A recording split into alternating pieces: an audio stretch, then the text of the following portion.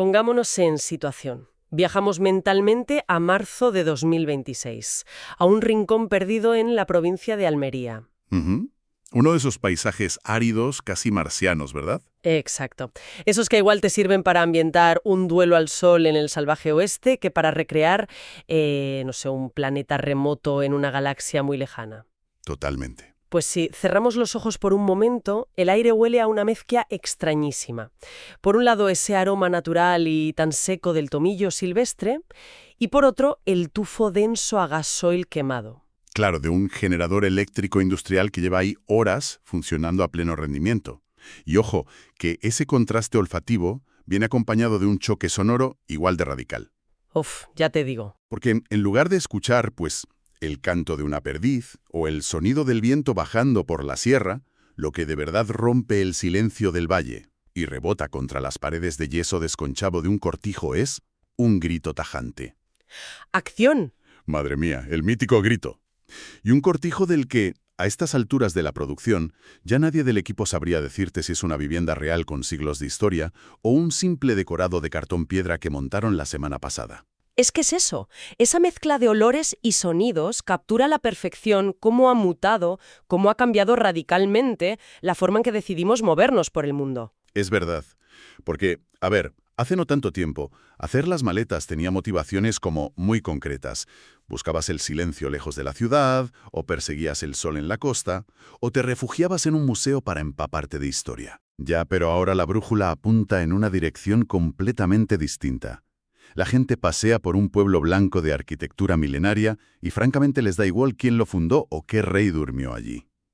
Literal. Lo que buscan es pisar la baldosa exacta, ¿eh? Encontrar el ángulo milimétrico donde un actor de Hollywood derramó una lágrima en el final de esa serie de la que se pegaron un maratón el fin de semana. Tal cual. Y este cambio de paradigma absoluto en las motivaciones del viajero tiene un nombre, un término que define toda una nueva industria. El set jetting.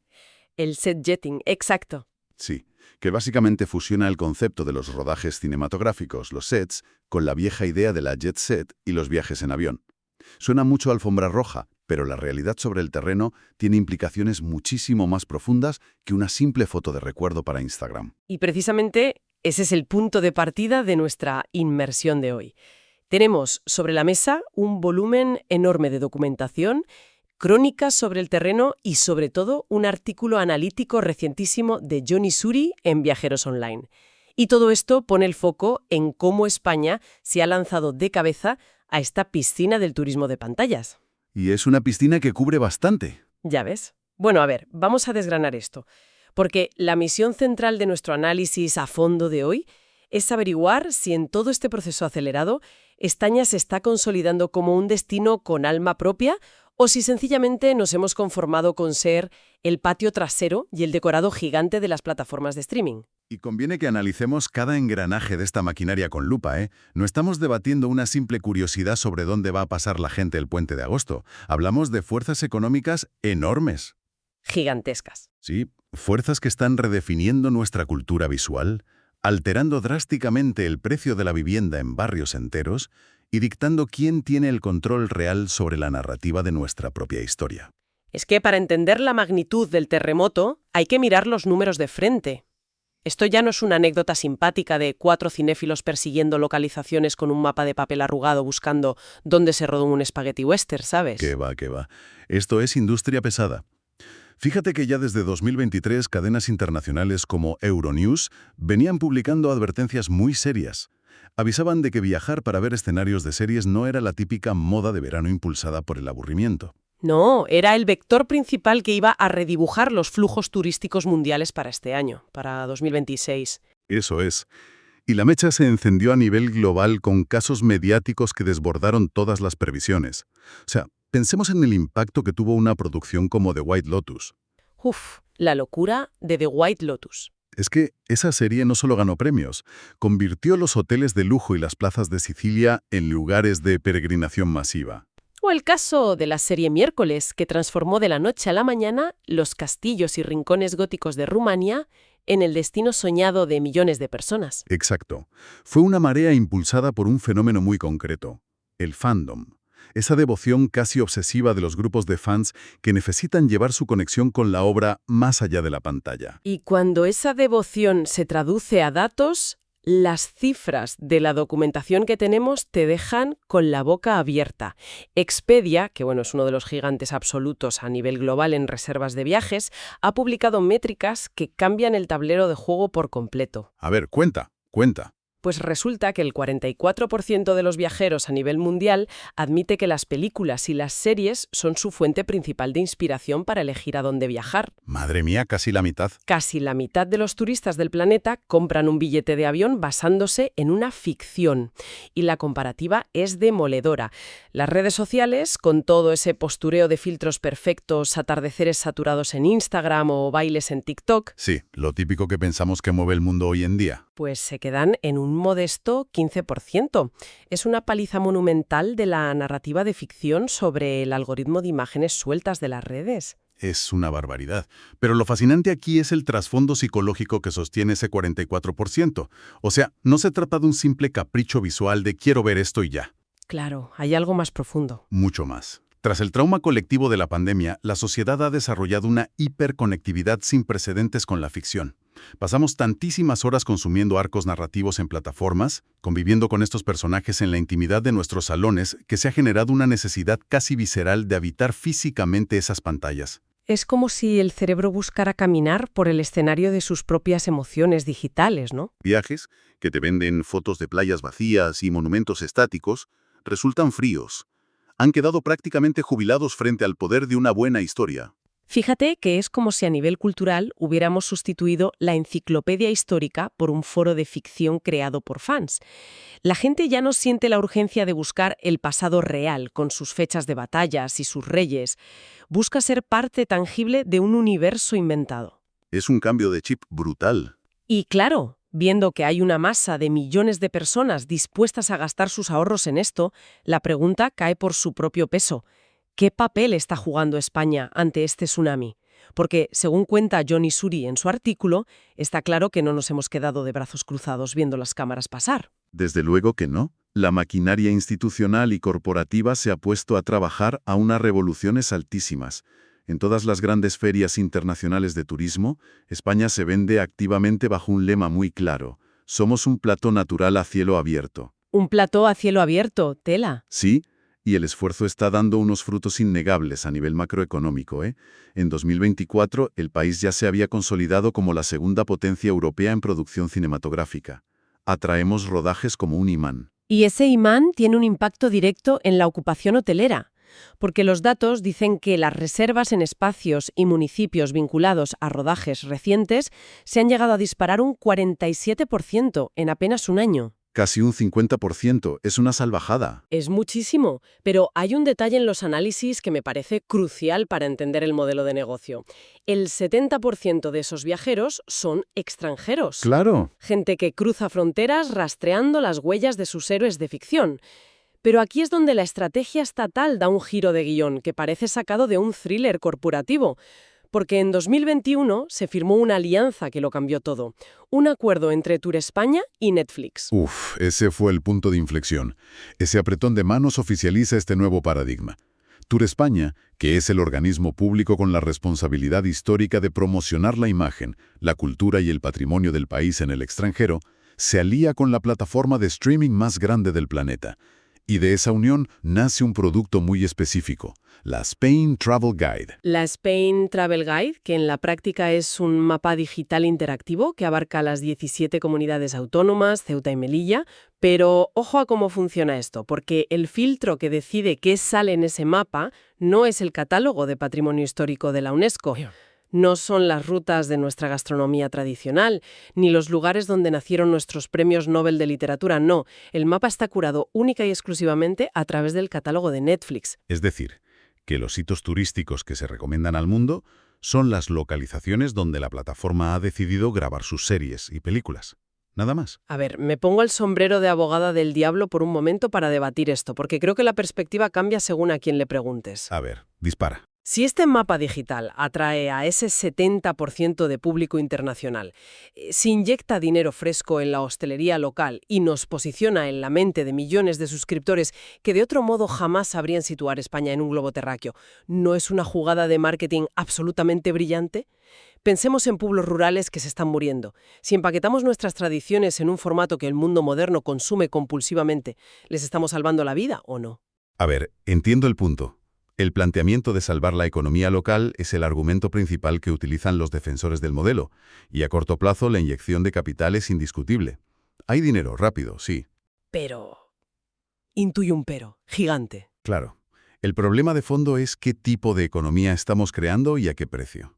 O sea, no estamos hablando de un turismo sostenible que respete la idiosincrasia del lugar, sino de un turismo extractivo. Ceder el mapa turístico a una plataforma significa, en esencia, privatizar nuestra identidad. ¡Qué fuerte suena eso! Privatizar la identidad. Es que pensemos en la mecánica de esto. Tienes a un algoritmo de recomendaciones y a un showrunner, que es el productor ejecutivo que dirige creativamente una serie, sentados en un despacho en Los Ángeles. Este señor tiene un encargo muy específico de la cadena para hacer, no sé, un thriller de misterio. Y en base a eso, él decide qué partes de la cultura y la geografía española encajan en su visión estética y merecen ser vistas por el mundo. Es decir, que el criterio no es la relevancia cultural o histórica del sitio, para nada. Si el guión exige un páramo desolado para esconder un cadáver, van a un sitio. Si exige un palacio renacentista para una intriga, van a otro. Y el resto del país, sencillamente, se queda fuera de foco. Esa es la clave del asunto. El peligro es la fragmentación radical del territorio. En esta competición, las grandes ciudades o las regiones que tienen presupuestos enormes para ofrecer incentivos fiscales juegan con una ventaja brutal. Claro, porque tienen dinero para traerlos. Tienen lo que en la industria se llama Film Commissions. Son oficinas públicas dedicadas exclusivamente a convencer a las productoras, ofreciéndoles exenciones de impuestos muy atractivas, agilidad burocrática, cortes de calles a la carta. Les ponen la alfombra roja, literalmente. Exacto. Y estas zonas consiguen entrar en el Olimpo del fandom. Pero las provincias periféricas, que tienen un patrimonio espectacular, pero que no pueden permitirse perdonar tantos impuestos a las productoras, o que simplemente no encajan en el cliché visual que busca el director de fotografía de turno, desaparecen. Se vuelven invisibles en el mapa mental del viajero global. Eso es. No existen porque no figuran en el menú de la aplicación de Netflix. Es una reflexión muy dura, la verdad. Si no estás en la pantalla, no estás en el mapa. Desapareces de la realidad turística. Y precisamente para ver cómo estas decisiones macroeconómicas que se toman en despachos a miles de kilómetros aterrizan en el mundo real, los documentos que manejamos hoy nos invitan a bajar al terreno, a meternos en el barro de la España rural. Que ahí la cosa cambia mucho. Totalmente. Porque este fenómeno muta y adquiere una cara muy particular cuando llega a los pueblos pequeños. El caso de estudio que ilustra esto a la perfección y que Suri menciona ocurre en Valdelavilla, en la provincia de Soria. Es un laboratorio fascinante para observar el impacto del set jetting en lo que conocemos como la España vaciada. Estamos hablando de un municipio que llevaba décadas sufriendo una hemorragia demográfica, herido casi de muerte por el éxodo rural. Un rincón olvidado que, contra todo pronóstico, encuentra un respirador asistido, un auténtico desfibrilador económico gracias a los rodajes, concretamente al de la serie El Pueblo. Una serie muy popular, claro. Sí.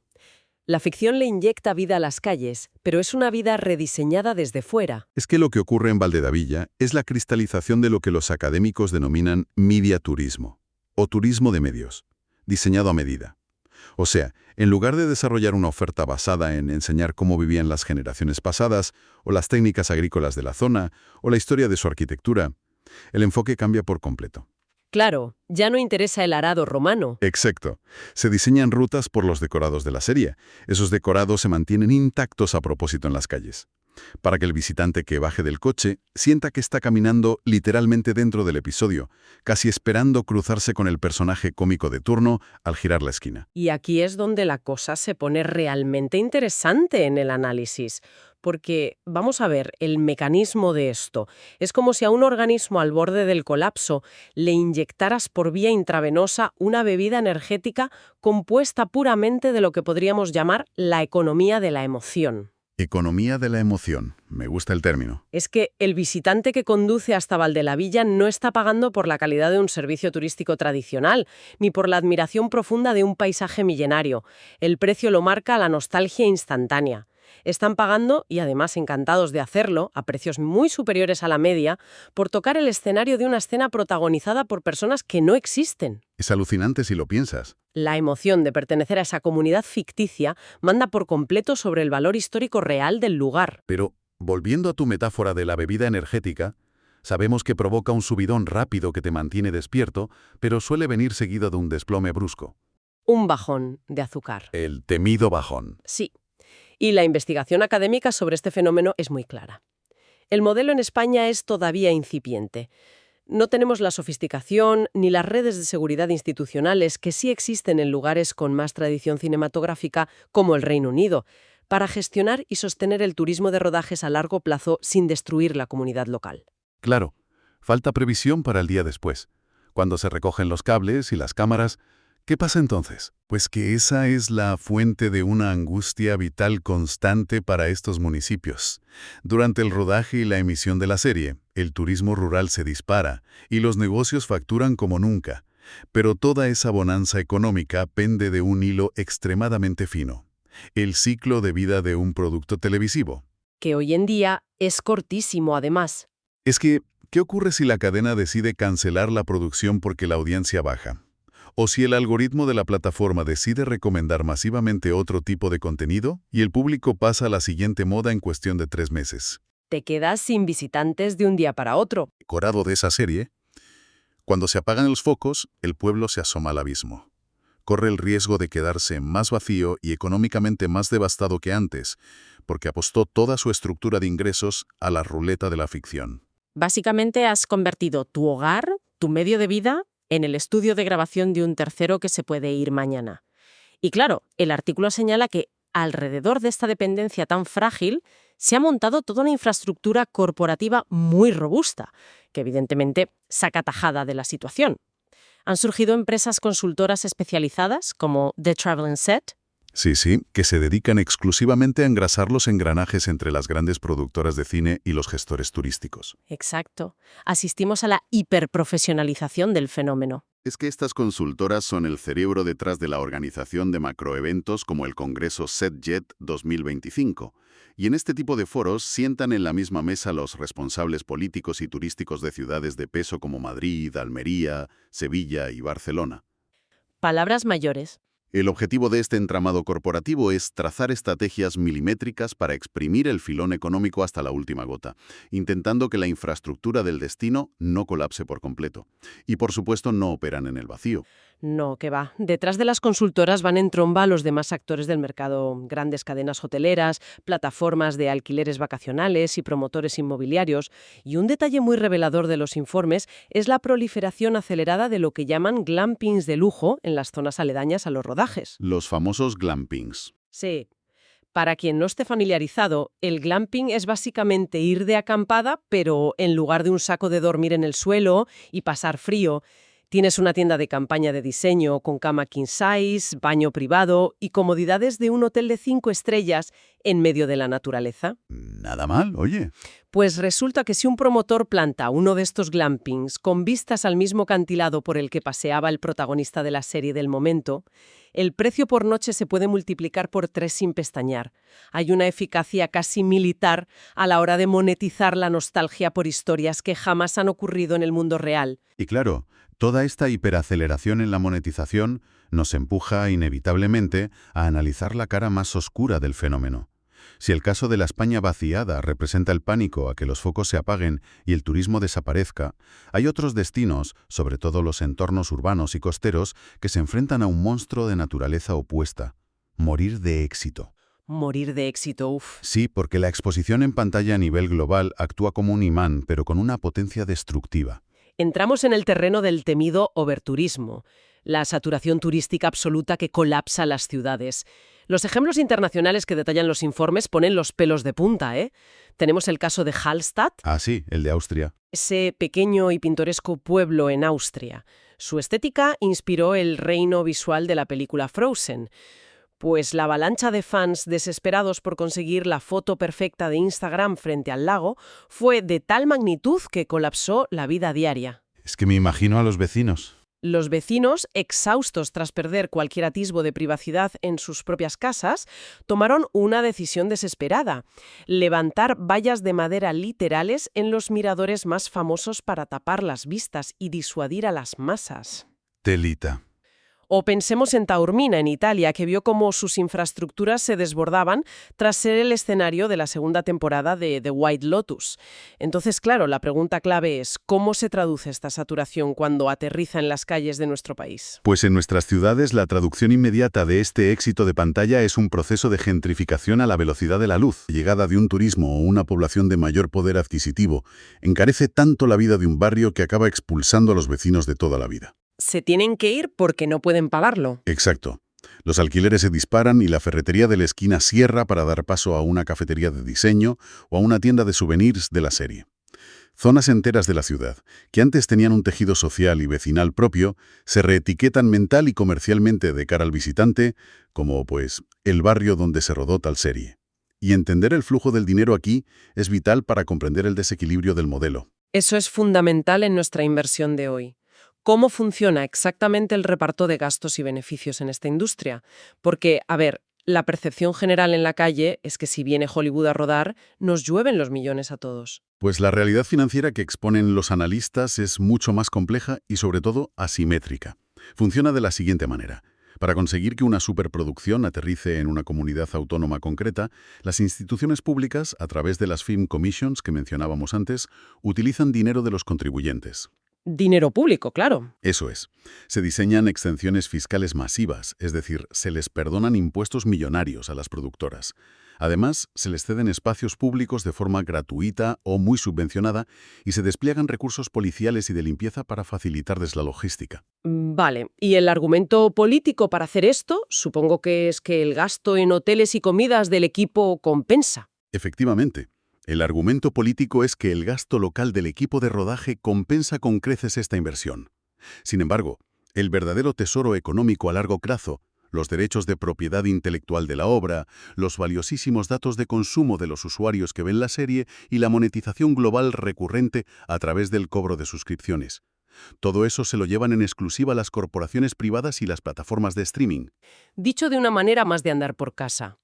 Los ciudadanos ponemos nuestra casa como escenario, limpiamos las calles antes de que lleguen las cámaras, pagamos parte de los gastos de producción a través de impuestos perdonados y como premio luego nos comemos la aglomeración de miles de turistas bloqueando la puerta de nuestra casa, mientras la verdadera taquilla millonaria se cobra en una cuenta bancaria en California. Así, resumido en crudo, es exactamente eso. Y claro, este mecanismo encarece el destino de una forma tan brutal que el propio viajero nacional, con sueldos locales, ya no puede permitirse pasar un fin de semana en ciertas partes de su propio país.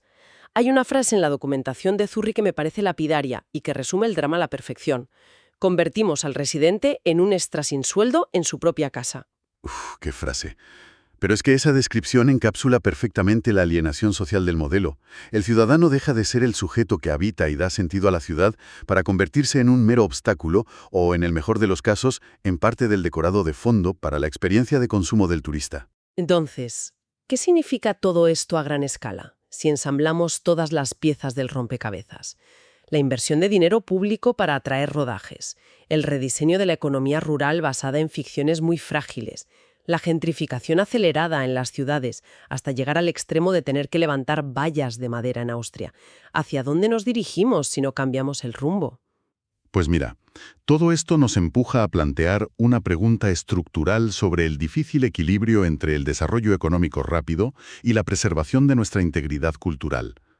Lo que estamos presenciando, según los expertos, es un sistema clásico de socialización de la factura. ¿Socialización de la factura? O sea, ¿todos pagamos? Exacto. Toda la sociedad asume los costes económicos, logísticos y el malestar de la saturación para atraer los rodajes, frente a una privatización casi total y exclusiva de los grandes beneficios. Y el riesgo definitivo a largo plazo es la tematización completa de nuestras ciudades y pueblos. Que se conviertan en parques de atracciones. Es el peligro de dejar de ser lugares orgánicos, donde las comunidades viven, trabajan y generan cultura de forma natural, para mutar en parques temáticos estáticos diseñados solo para el consumo visual. Cuando un lugar se obsesiona con imitar o mantener congelada la imagen estilizada que la televisión ha proyectado de él, pierde su esencia real. Termina disfrazándose de sí mismo para agradar al visitante. Es una analogía brillante, de verdad. Es como sufrir el síndrome de Dorian Gray, pero aplicado al urbanismo. Congelamos una imagen absolutamente perfecta e inalterable en la pantalla global, mientras el pueblo real, el que queda detrás de la cámara, se va vaciando de vecinos, de vida cotidiana, y se va pudriendo lentamente, convertido en un cascarón vacío lleno de tiendas de souvenirs y apartamentos turísticos. ¿Tal cual? Bueno, pues creo que es el momento de recapitular un poco porque el recorrido de la charla de hoy nos ha llevado por curvas muy cerradas. Hemos arrancado analizando cómo ese 44% abrumador de viajeros demuestra que las narrativas de ficción han tomado por completo los mandos de la brújula turística mundial. Un dato para no olvidar. Parate cultural de todo un país a los algoritmos de las plataformas. Hemos bajado al barro de la España vaciada, viendo cómo el set-jetting actúa como un salvavidas económico de emergencia, pero con la trampa mortal de atar el futuro de toda una comunidad al éxito efímero de una serie. Que se puede cancelar mañana. Eso es. Y finalmente hemos mirado de frente el abismo de morir de éxito. Esa gentrificación feroz, subvencionada en parte con fondos públicos, que amenaza con convertir a los ciudadanos de a pie en simples figurantes no remunerados dentro de un decorado de lujo. Sin duda ha sido una radiografía muy exhaustiva de un ecosistema que, vamos, lejos de mostrar síntomas de agotamiento, parece estar preparándose para pisar aún más el acelerador en los próximos años. O sea, estamos ante una industria con la capacidad real de moldear el espacio físico, los ladrillos y el asfalto, a imagen y semejanza de una realidad diseñada en una sala de guionistas. Y precisamente por la magnitud de este poder transformador, quiero despedir la inversión de hoy dejando una idea flotando en el aire. Algo para que quien nos escuche reflexione con calma basándonos en todo lo que hemos destripado.